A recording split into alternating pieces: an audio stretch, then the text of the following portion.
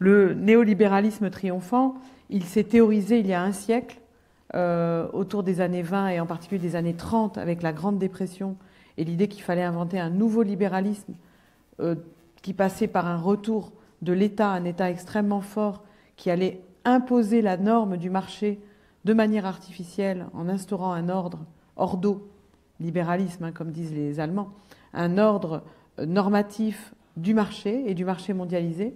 Et ça, c'était sur le plan de la théorie. Ça a été purement théorique.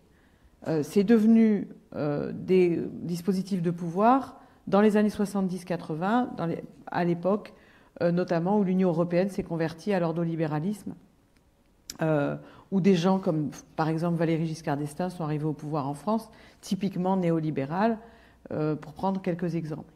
Donc, c'est à partir des années 70 que le néolibéralisme a pris le pouvoir concrètement, pratiquement dans les pays. Et il s'est imposé avec l'ultralibéralisme, qui n'est pas la même chose. Thatcherien, Reaganien, ils ont vraiment dominé, les libéraux ont dominé, les ultralibéraux et les néolibéraux ont dominé notre ère culturelle. Et cela a continué avec les années 80 et 90, où la prétendue gauche de gouvernement, je dis bien prétendue, s'est convertie au néolibéralisme. Donc ça a été les années triomphales du néolibéralisme. 80, 90. Et à partir des années 2000, le néolibéralisme commence à entrer en crise, à la faveur de la crise écologique notamment, qui montre que la mondialisation des marchés nous mène dans le mur, et à la faveur aussi de la crise financière de 2008, notamment.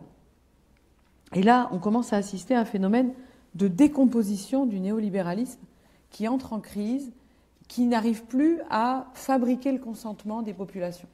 Ce qui était la théorie de Lippmann, hein, il faut fabriquer, manufacturer le consentement à l'échelle industrielle à la mondialisation. L'idée de Lippmann étant que les populations sont rétives à la mondialisation, elles sont en retard, elles sont inadaptées, et il faut les réadapter par des processus éducatifs et culturels, leur faire la pédagogie des réformes en quelque sorte, et réquisitionner toutes les industries culturelles pour adapter les populations. Et ce qui se passe, c'est que ça marche pendant les années 80, 70, 80, 90. Ça fonctionne. Cette manufacture du consentement fonctionne. Et elle se met à ne plus fonctionner dans les années 2000.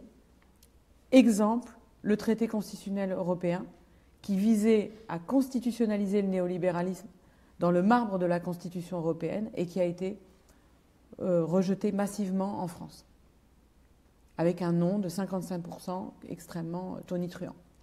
Donc, c'est le début de la crise du néolibéralisme. Et déjà un premier passage en force par-dessus le résultat des urnes. Oui, bien sûr, avec Nicolas Sarkozy qui fait passer par les traités ce qui avait été refusé par le référendum. Donc, on a grande trahison de Nicolas Sarkozy. Je le rappelle, à l'heure où ce monsieur nous est envoyé en prison, je rappelle qu'en plus d'être un malfaiteur, c'est un traître. Donc, on a un grand moment de crise du néolibéralisme qui commence en 2005, 2008 et qui va ne pas cesser d'empirer. Et aujourd'hui, les néolibéraux, pour rester au pouvoir, car ils sont au pouvoir, Emmanuel Macron est par excellence un néolibéral, ils ne peuvent le faire que par la violence, en réprimant les manifestations, en arrêtant les gens de manière arbitraire pour les envoyer en garde à vue.